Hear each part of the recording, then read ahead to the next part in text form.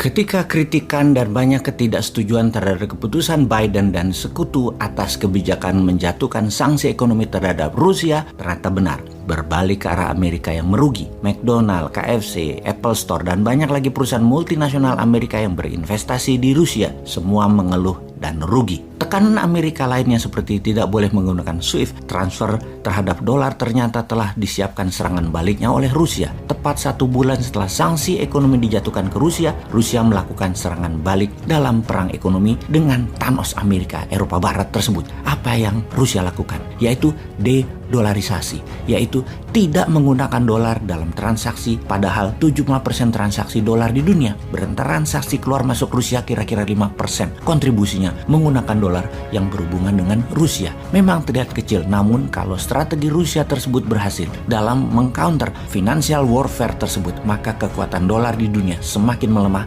dan semakin banyak yang akan meninggalkan dolar, terutama dalam transaksi bilateral. Tiongkok sudah berhasil menekan negara jajahan ekonominya untuk menggunakan yuan. Begitu juga Rusia saat ini. Sejak 28 Maret 2022, Rusia memutuskan untuk mematok atau mempeg mata uang mereka ke emas 5.000 rubel atau sekitar 52 dolar, sama dengan 1 gram emas. Apa yang dilakukan Rusia sama dengan apa yang dilakukan Amerika di zaman emas akhir abad 19 yang mematok atau mempeg US dollar 21 dolar ke 1 gram emas. Kemudian di tahun 1930 selepas resesi, agar bisa memprinting money dalam Green New Deal-nya FDR, Franklin Delano Roosevelt, menjadikan US dollar 35 per gram emasnya. Keputusan pembayaran gas Rusia dan minyak Rusia menggunakan rubel atau emas membuat Uni Eropa tidak punya pilihan. Negara Uni Eropa atau EU harus pilih salah satu kalau mau beli minyak dan gas Rusia. Bayar pakai rubel atau bayar setara nilai emas. Sebuah langkah cerdas dari Rusia. Ancaman dari Rusia jika tidak membayar pakai rubel atau emas, maka saluran gas dan minyak akan ditutup, dimatikan. Eropa pasti mati lampunya. Eropa kolaps dan jutaan lapangan kerja hilang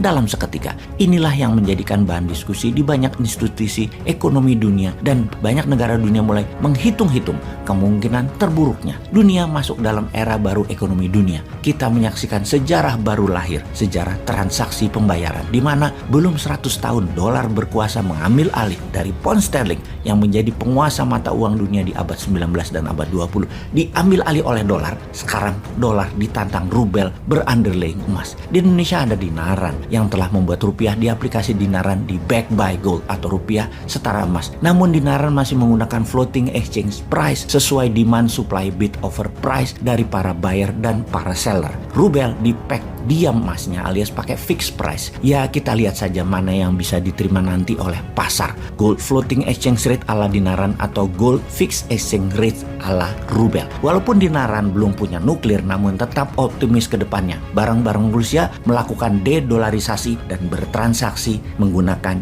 gold payout system. Kembali ke Rusia. Bank Sentral Rusia telah secara resmi mengumumkan bahwa tanggal 28 Maret 2022 mata uang rubel Rusia terikat pada emas. Tarifnya 5.000 rubel per gram emas batangan. 1 troy ounce senilai 32 gram emas. 32 gram emas dikalikan 5.000 rubel adalah setara 160.000 rubel. Jadi 1 troy ounce emas dalam hitungan rubel setara 1.600 dolar. Bukan 1.928 per ounce per troy ounce dalam menggunakan dolar dalam transaksi emas. Secara nyata, Rusia baru saja menghapus sekitar 20%-an dari nilai dolar terhadap emas di seluruh dunia. Walau hal itu mungkin berefek 5%-an ketika dikonversikan ke emas tersebut, namun itu cukup mempengaruhi dolar. Apakah strategi ini akan diikuti banyak negara dan masyarakat dunia yang akan membuang dolarnya? Kita melihat 3 orang yang membuang dolar seperti Saddam Hussein, kemudian Gaddafi dengan emasnya, kemudian Bashir al-Assad pakai rubel membuang dolar. Ketiganya negara tersebut dihancurkan oleh Amerika, dan Assad saat ini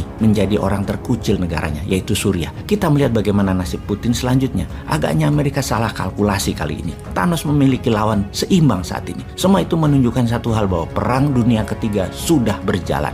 Apa yang terjadi kalau membeli minyak Rusia dan gas Rusia lebih murah 20% kalau pakai emas? Banyak negara akan membuang dolar, dan dolar yang terbuang akan membuat dolar oversupply yang membuat inflasi Amerika, dan siapa yang memegang dolar akan tidak liquid lagi. Semua ini masih early adapter, masih awal. Kunci suksesnya satu lagi, akankah semua negara membeli pakai emas dan punya emasnya pakai rubel? Di mana carinya? peredaran rubel di luar Rusia tidak sampai 10% dari mata uang itu dicetak di dalam negeri Rusia. Beda dengan dolar Amerika yang 75% dolarnya atau uangnya tersebut beredar di luar Amerika. Kalau banyak negara mengikuti, misalnya Tiongkok aja masuk Rusia beli gas dan beli minyak Rusia, hasil instan adalah mereka akan menyebabkan kelebihan dolar di pasar dan akan membuat hyperinflation bagi dolar. Padahal ekonomi Amerika saat ini adalah terburuk dalam 30 tahun terakhir. Untuk Indonesia sekarang, apa sarannya untuk rakyat dan apa yang dilakukan oleh pemerintah yang memiliki 80% suara di parlemen dan mengendalikan 80% suara partai?